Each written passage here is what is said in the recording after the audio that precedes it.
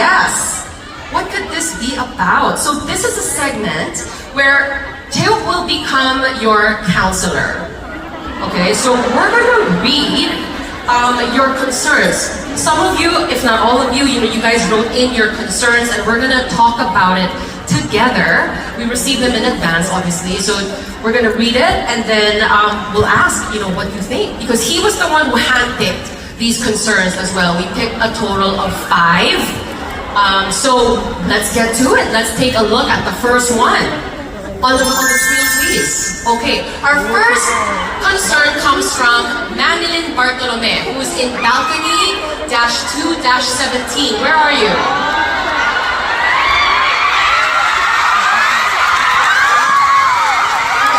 I see a glow stick that's like, wait, that's a lot of glow sticks actually. But balcony is upstairs, no?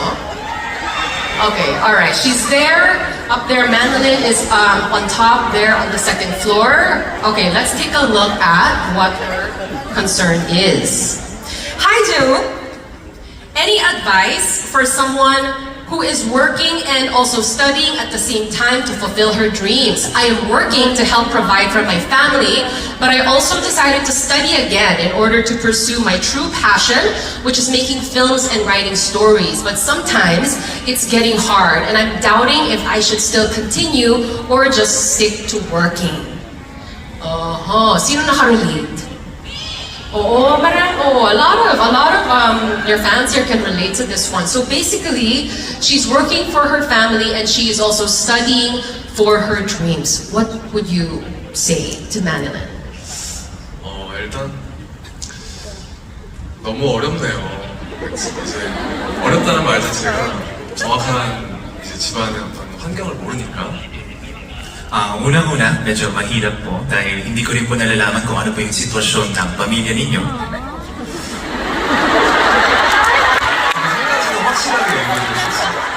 Pero isang bagay, kaya ko pong sabihin sa inyo na sigurado. 투자라는 건 보이지 않는 것에 본인이 확신을 갖고 행하는 거거든요. Kung tutusin, ang pag-i-invest, it is something you do at things that you cannot see. 본인의 미래를 한번 믿어보는 것도 나쁘지 않은 선택일 것 같아요. And sa tingin ko naman, hindi rin mali na magtiwala ka sa kinabukasan mo.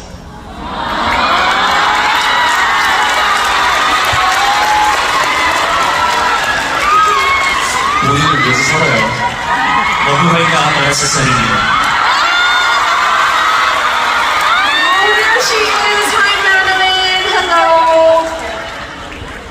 I hope you like that advice, yes, that you got. I felt like he's really rooting for you, and your passion and what you want to do with your life. And so I hope that serves as inspiration for you to do what you want. All right? Palpakan natin siya, guys. Good luck. Good luck. We'd love to hear how you do. All right. Concern, which is coming from Claire Molina, who is in balcony -1-5. Where are you? Hi, Claire.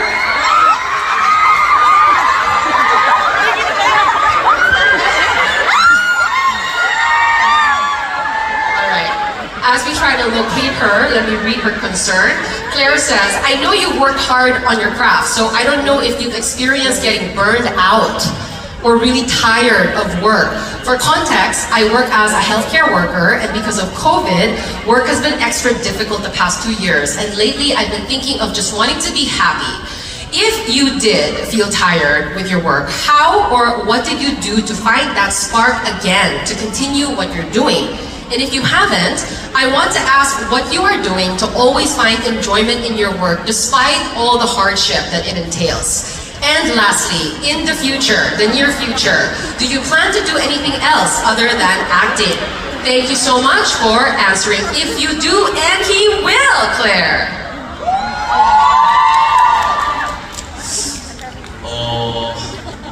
매너리즘이라고 하는 건 아마 모든 사람이 올 거예요.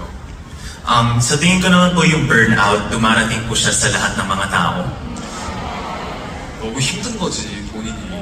Ibig sabihin, sobra po kayong napapagod.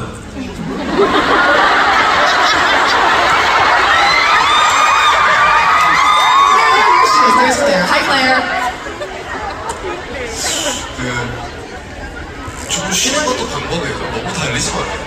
I think resting is an option that we also have to think about. We don't have to always keep on running. 그러다 보면 그 일이 다시 재밌어져요. And once you rest, you'll get to see the fun of your work once again. 그게 아니라면 다른 일을 찾아요.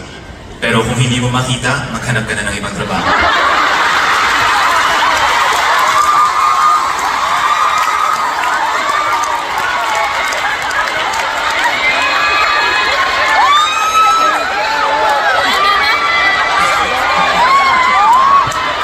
Parang feeling mo, you know, these, your fans who are here with these concerns, just seeing you and, you know, having you, hearing you talk about their experience right now and what they're going through, like, parang it's so much comfort for all of these people who have sent in their concerns. Tama ba? Just the fact that, diba, you're acknowledging and talking about them, thank you so much. And that was very good advice.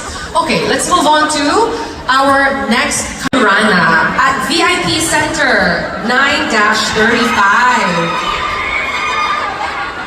There, I see her. Hi, Adrian. Okay, Adrian's message is short and sweet. She goes, how do you keep a positive mind and attitude all throughout? 전 그러지 못한 사람이에요. Sa totoo lang, hindi po ako ganong klaseng tao.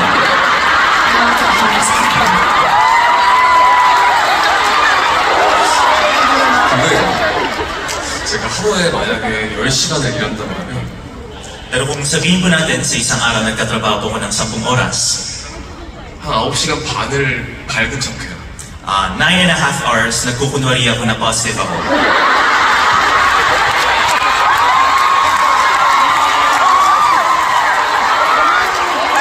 매일매일이 어떻게 되지? 이런 생각을 Kumbaga, my everyday is acting. 근데 너무 신기한 게 뭐냐면 Pero an amazing thing about this, 그러고 행복해진다? if you do that, you'll really get happy. 나 행복한 척을 했는데 나 너무 행복한 것 같아. I just pretended to be happy, but I realized I was really happy. 사실 여기 오는 것도 너무 무서워. Actually, yung pagpunta ko po dito, medyo natatakot din po ako. What? Let's show him it was worth it, guys. Really? Because we are so happy you're here. 왜 그래? 나 지금 너무 행복해요. Don't get it wrong, I'm very happy right now. Okay, good. Just checking. Alright. So, Yon, in a nutshell, parang fake it till you make it, and then you actually do get happy in that process. And you actually overcome a lot of these things in your day as well. Thank you so much for that answer, and thank you. Let's give him a round of applause. That is such an honest answer. I really appreciate that. You know what, before we move on to our next concern, there was one question in the letter prior to this one. She was asking, in the near future, do you plan to do anything other than acting? We didn't get to answer that question.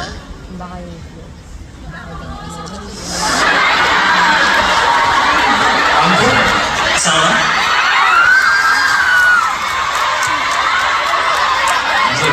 Hindi pwede. We have already brought you already ko na siya.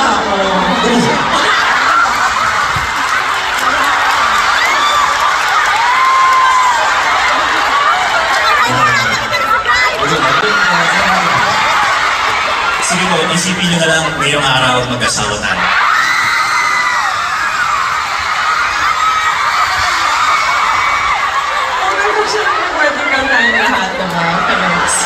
Okay, let's move on to our next Rosevik Badiana, Lodge 2-2. But she goes by Chin. Where are you?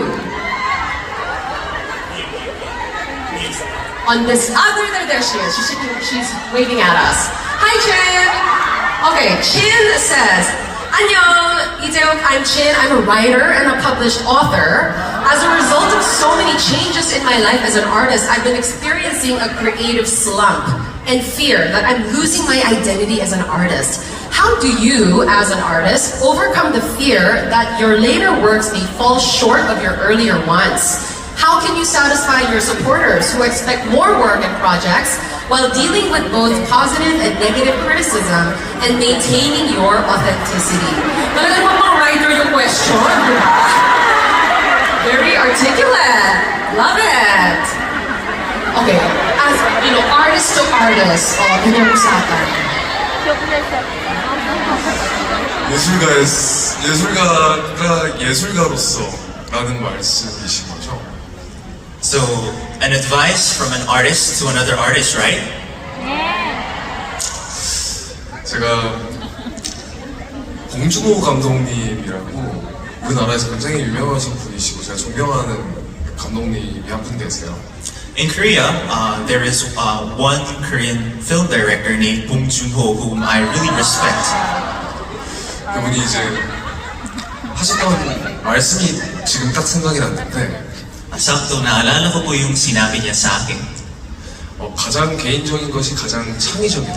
Ang famous quote niya is, "The most personal is the most creative."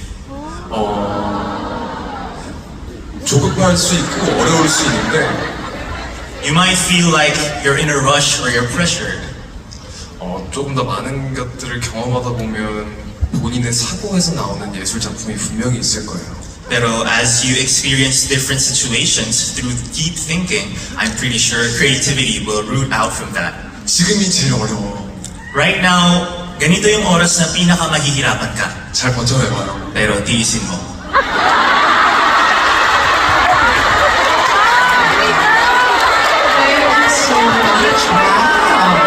First of all, I love how you're so sincere in answering all of these questions. Diba? I really appreciate that.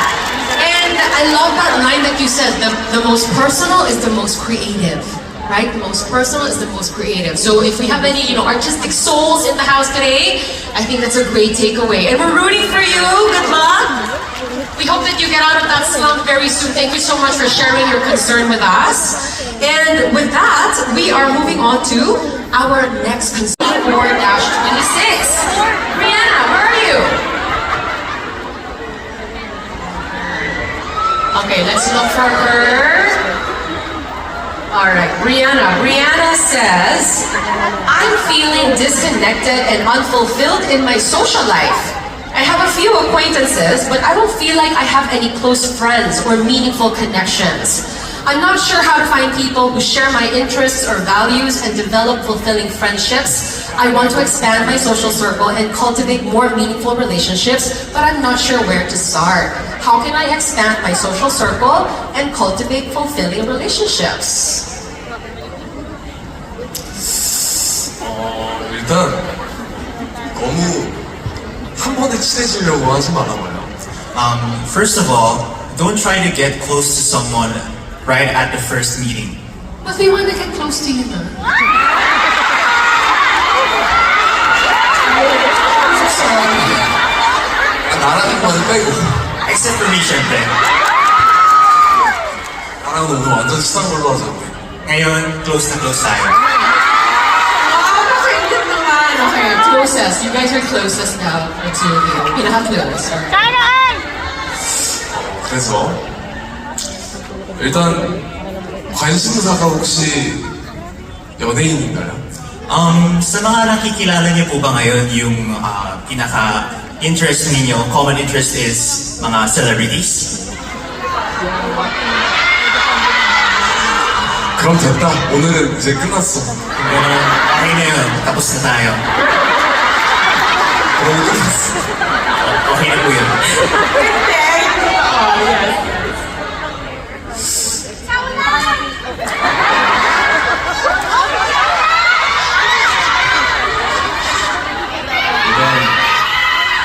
관계에 연연하지 않았으면 좋겠다고 얘기하고 싶어요. I would like to tell you na huwag po kayo masyadong mailang sa mga relasyon.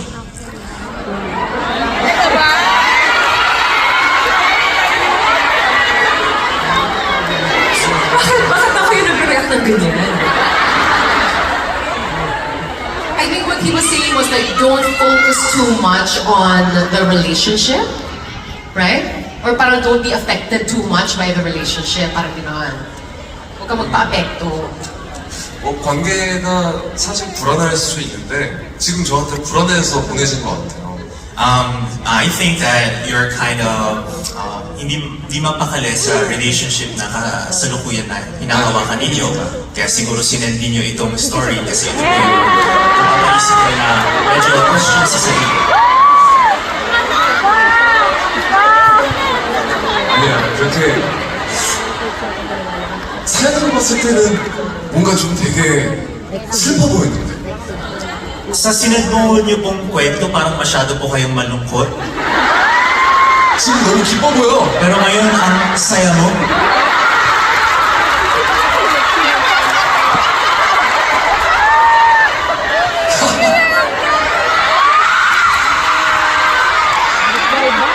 Actually, everyone who sent in their concerns, I mean, some of them were like pretty serious problems, but once we saw them and said hi to them, they looked so happy. But I think that is the effect that you have on your fans, right? For a minute there, I think our fans forgot about these concerns that they had. And hearing you, of course, weigh in on their situation and giving them advice, I think provides them really great strength and comfort. And so thank you so much for, again, so sincerely answering and giving advice and sharing your thoughts on these situations. Ayan, hearts galore. Okay. All right, so for all of you who did write in as well and did not get picked tonight, no need to be sad because Lee Jae Wook is going to read all of them and he has read a lot of them, I heard. And also for those of you who did get picked tonight, here's something that's going to make you feel even better. A Polaroid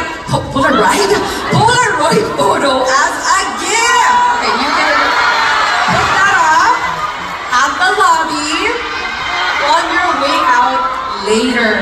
Okay, so don't forget to pick that up. And with that, let's move on to